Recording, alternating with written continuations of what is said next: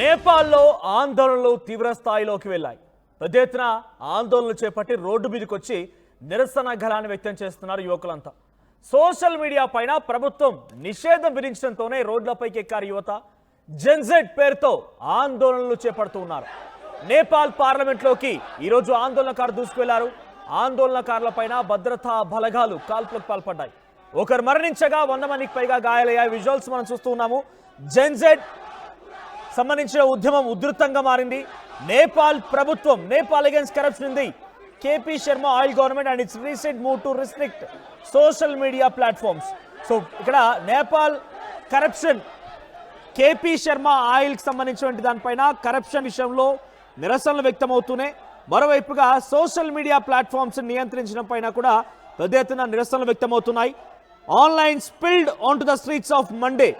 So సోమవారం రోజున ఒక్కసారిగా ఉధృతం మొత్తం కూడా రోడ్లపైకి చేరింది. రోడ్లపైకి వచ్చి నిరసన వ్యక్తం చేస్తూ ఉన్నారు. సో పార్లమెంట్ దగ్గర కూడా ఈ ఆందోళన కొనసాగింది. పార్లమెంట్ లోపలికి దూసుకెళ్లే ప్రయత్నం చేశారు. సో ఫైరింగ్ ఓపెన్ చేశారు పోలీసులు. దీంతో ఒకరు మరణించగా సో 100 మందికి పైగా గాయాలయ్యాయి. సో థౌజండ్స్ ఆఫ్ యంగ్ ప్రొటెస్టర్, వేల మంది యంగ్ ప్రొటెస్టర్స్ మొత్తం కూడా కాఠ్మండు చేరుకున్నారు. సో పెద్ద ఎత్తున జెన్జెడ్ రెవల్యూషన్ మొత్తంగా ఆందోళన జెన్జెడ్ రెవల్యూషన్ పేరిట ఆందోళనలు జరుగుతూ ఉన్నాయి. చాలా మంది కూడా రెస్ట్రిక్షన్స్ ని బ్రేక్ చేశారు. సో పోలీసుల బార్కెట్లను దాటేశారు. పోలీసులు వద్దనటువంటి ఆ నియంత్రణ దగ్గరికి వెళ్ళిపోవడంతో మల్టిపుల్ లొకేషన్స్ లో ఫైరింగ్ ఓపెన్ చేశారు కాఠ్మండు ప్రాంతంలో. సో దీంట్లో ఒకరు మరణించగా 100 మందికి పైగా గాయాలయ్యాయి.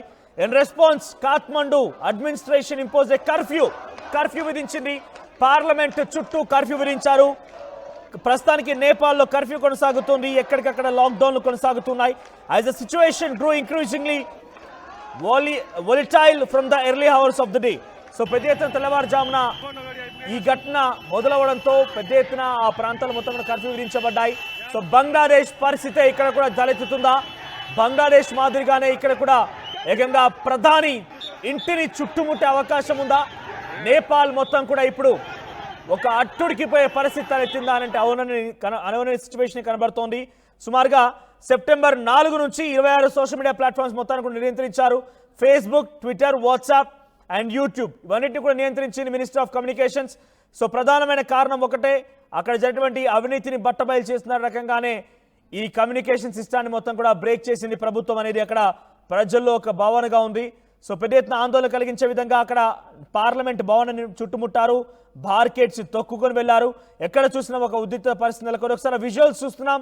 సో విజువల్స్ లో వీధుల నేపాల్ కాఠ్మండు ప్రాంతం మొత్తం కూడా సామాన్యమైనటువంటి యువకులు మొత్తం నిరసన వ్యక్తం చేస్తున్నారు. సోషల్ మీడియా ప్లాట్ఫామ్స్ ని ఆపేయడం పైన చాలా మందికి ఉపాధి అవకాశాలు కోల్పోయారు. చాలా మందికి ఉద్యోగ అవకాశాలు కోల్పోయారు. చాలా మంది మొత్తం కూడా తమ స్వేచ్ఛ గళాన్ని నియంత్రిస్తున్నారని చెప్పి వారంతా ఆందోళన వ్యక్తం చేస్తూ ఉన్నారు. ఒకసారి ఆ విజువల్స్ చూద్దాం.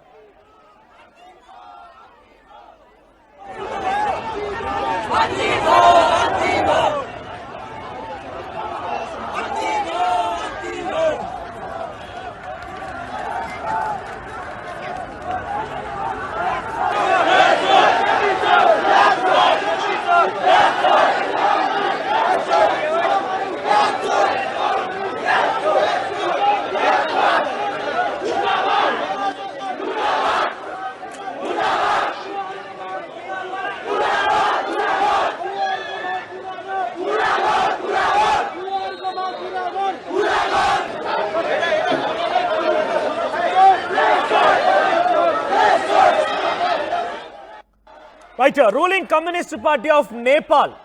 అక్కడ ఈ విషయం పైన oil said that the party would always stand against anomalies and arrogance and never accept any act that weakens the nation. దేశాన్ని కొంత బలహీనపరిచే విధంగా ఎవరైనా దుర్మార్గపు చర్యలకు పాల్పడ్డా, అరగెన్స్ కి పాల్పడ్డా, అనామలీస్ కి పాల్పడ్డా ఎట్టి పరిస్థితుల్లో నేషన్ ఒప్పుకోదు, దేశం ఒప్పుకోదు. కాబట్టి మీ అందరిని నియంత్రిస్తాను, మీ అందరినీ జైల్లో పడేస్తాను రకంగా హెచ్చరిస్తుందట అక్కడ అధికార పార్టీ. సో ఇదొక్కటి ముందుకు వెళ్తుంటే the independence of the nation is greater than loss of jobs. So స్వతంత్రం ముఖ్యం. అక్కడ ఉద్యోగ అవకాశాలు కోల్పోవడం కంటే కూడా దేశంలో స్వతంత్రం ముఖ్యం.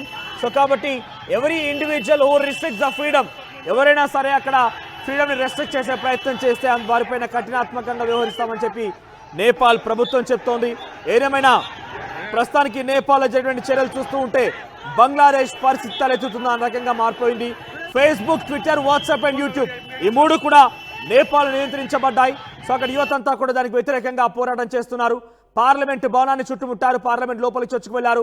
సో అక్కడ పోలీసులు మొత్తం కూడా గన్ ఫైరింగ్ చేయడంతో ఒకరు మరణిస్తే 100 మందికి పైగా చాలా తీవ్రంగా గాయాలయ్యాయి. సో ప్రస్తుతం ఇంకా పరిస్థితి చేజారిపోయే అవకాశం కనబడుతోంది.